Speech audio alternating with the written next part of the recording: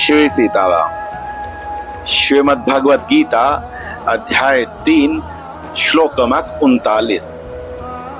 यह ज्ञान की यात्रा बढ़ते बढ़ते 30वें अध्याय तक पहुंच गई है। और यहाँ पर पिछले श्लोक में भगवान ने बताया था कि जो ज्ञान है वह ढका रहता है। जैसे दर्पण पर यदि धूल आ जाए, जैसे अग्नि जो होती है वह धुएं से ढक जाती है, और जैसे गर्भस्थ शिशु जो होता है वह जेल से ढका हुआ रहता है, और वहां पर तो जो आवरण है वह बहुत ही गहन होता है। इसके पश्चात भगवान यहाँ पर बता रहे हैं जो पिछले श्लोक में अर्थात श्लोक नंबर 37 में भगवान ने कहा था कि जो कामना है वह मनुष्य की सबसे बड़ी शत्रु है। काम को सबसे बड़ा शत्रु कहा गया था।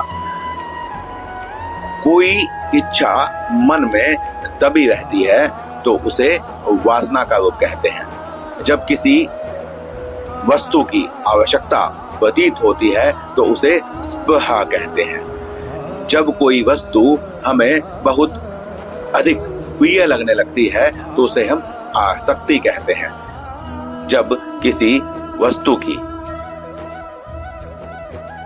संभावना होती है कि यह हमें मिल सकती है तब हम उसे आशा कहते हैं। जब हमें यह लगता है कि यह वस्तु हमें मिल गई है और हमें वो मिलनी चाहिए तो उसे लोभ या लालच कहते हैं। और यह सब ही कामना के काम के रूप हैं।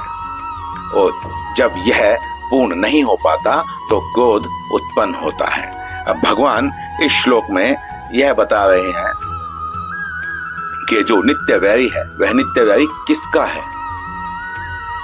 वैसे तो जो कामना है, काम है, वह सभी का नित्य वैरी है, परंतु भगवान ने यहाँ पर ज्ञानियों के लिए विशेष रूप से कहा है।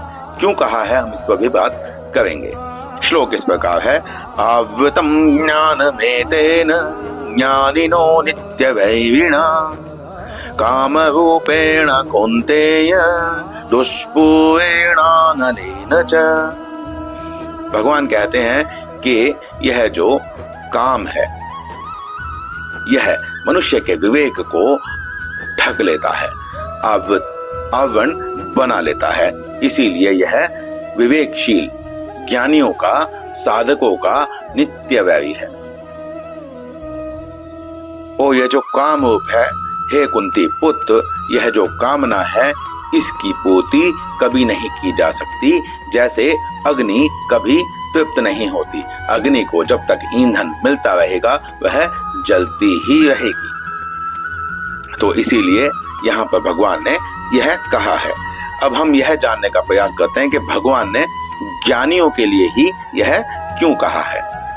हम इसे शत्रु बोध से लेकर चलते हैं। जो अज्ञानी व्यक्ति होता है वह कामना करता है, और जब वो कामना करता है तो उसको पूरा करने का प्रयास करता है। उसकी कामना पूरी होने के पश्चात उसे बहुत सुख की प्रतीति होती है, परंतु परिणाम में उसे यह नहीं पता कि जो वस्तु भी उसने ली है वह नाशवान है, और जब वह वस्तु जाएगी तो तुम्हें दुख देकर जाएगी। जैसे मान लीजिए कि आपने कोई बहुत सुंदर, बहुत प्यारा घर बनाने की कामना की और आपने उस घर को पूरा प्रयास करके बना लिया।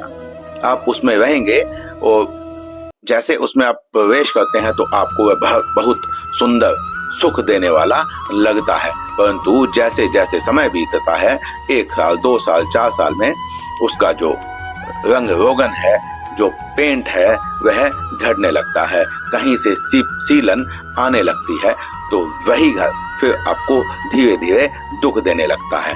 अब जैसे ही आप उसको ठीक कराना चाहेंगे तो उसके लिए धन चाहिए। तो अब आपकी जो पराधीनता है, जो कामना है, वह धन पाने की है। आप धन पाएंगे, फिर वह कामना उस घर को ठीक कराने की बन जाएगी। आप उस घर को ठीक कराएंगे तो फिर धन आपका खत्म हो जाएगा और फिर से धन को प्राप्त करने की कामना रहेगी। और ऐसे ही कोई ना कोई खर्चा आता ही रहेगा, तो यह चक्र जो है यह चलता रहेगा, यह कभी भी समाप्त नहीं होता। इसीलिए इसे अतृप्त कहा गया है।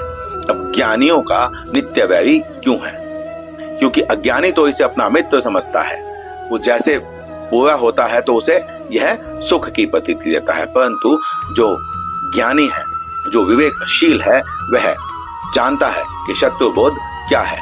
उसे पता है कि यह जो कामना है यह कभी तृप्त नहीं हो सकती। इसको तृप्त करने के चक्कर में मैं यदि चाहूंगा तो फिर भगवान का संग मैं नहीं कर पाऊंगा, भगवान का भजन चिंतन मैं नहीं कर पाऊंगा, इसी में फंसा रह जाऊंगा और यह मुझे इस लोक में भी और परलोक में भी शांति देने वाली नहीं है। इसीलिए भगवान ने यहाँ पर ज्ञानियों का नित्य वैरी बताया है। वैरी तो सबका है, परंतु ज्ञानियों का नित्य वैरी है, क्योंकि ज्ञानी जब तक विवेक में है, जब तक उसके विवेक पर आवरण नहीं आया है, तब तक नित्य ही रहेगा। तो इसीलिए वो अपने विवेक पर पर्दा आने नहीं देना चाहता है, वह अपने ज्ञान को किसी आवरण से ढकना नहीं चाहता है। इसीलिए ज्ञानियों का नित्य वैरी बताया गया है। अब भगवान कहते हैं कि जो काम रूप है, हे कुंती पुत्र, इसकी पूर्ति नहीं की जा सकती। बहुत सारे ऐसे बड़े बड़े राजा हुए हैं जिन्होंने त्रिलोकी पर ही राज किया है, परंतु उनकी कामनाएं भी कभी खत्म नहीं हुई। जैसे रावण का ही हम दृष्टांत ले सकते हैं। वह देवताओं पर विजय पा गया था, उसके पास स्वर्ग था, परंतु उसके पश्चात भी उसने माता सीता पर कुदृष्टि डाली, तो उसकी कामना, उसका काम कभी समाप्त नहीं हुआ। ऐसे ही श्रीमद् भागवत में महाराज ययाति के बारे में वर्णन आता है कि महाराज ययाति ने बहुत सारे भोगों को भोगने के पश्चात यह कहा था कि यह जो काम है इसकी पूर्ति नहीं की जा सकती। यह जितना भोग आप भोगेंगे उतने भोगों की इच्छा बढ़ती ही जाएगी। यह वह अग्नि है जिसे हम घी से बुझाने का प्रयत्न कर रहे हैं। जैसे अग्नि में अगर हम आहुति डालते रहें तो वह अग्नि सतत जलती ही रहेगी जब तक उसे आहुति मिलती रहेगी। इसी प्रकार कामना भी होती है। इसलिए भगवान ने श्रीमद् भगवत गीता में बहुत बार कहा है कि हे कुंती पुत्र, उठो और युद्ध करो। तो भगवान वहां पर एक शारीरिक क्रिया के बारे में ही नहीं कह रहे हैं, भगवान यहाँ पर यह भी कह रहे हैं कि आध्यात्मिक युद्ध भी करना होगा, अपने ज्ञान का पर्दा हटाना होगा। ऐसा नहीं है कि हम अपनी प्रवृत्ति, अपने ज्ञान के पर्दे को हटाने, अज्ञान के पर्दे को हटा नहीं सकते। हम हटा सकते हैं, हम चाहें तो। जैसे एक गर्भस्थ शिशु उस जेव को फाड़कर बाहर निकल आता है, जैसे जो दर्पण है उसे साफ किया जा सकता है, और जो अग्नि है यदि वह सही से प्रज्वलित हो तो कभी धुआं आपको दिखाई नहीं देगा। धुआं तब ही दिखाई देता है जब वह अग्नि सही प्रकार से नहीं जल रही होती है। इसलिए ज्ञान हमारे पास सदैव से है, नित्य है, परंतु उस पर एक आवरण आ गया है। उस आवरण को हटाने के लिए प्रयास करना चाहिए। इस श्लोक में इतना ही। मिलते हैं अगले श्लोक में, अगले वीडियो में। शिव सीताराम।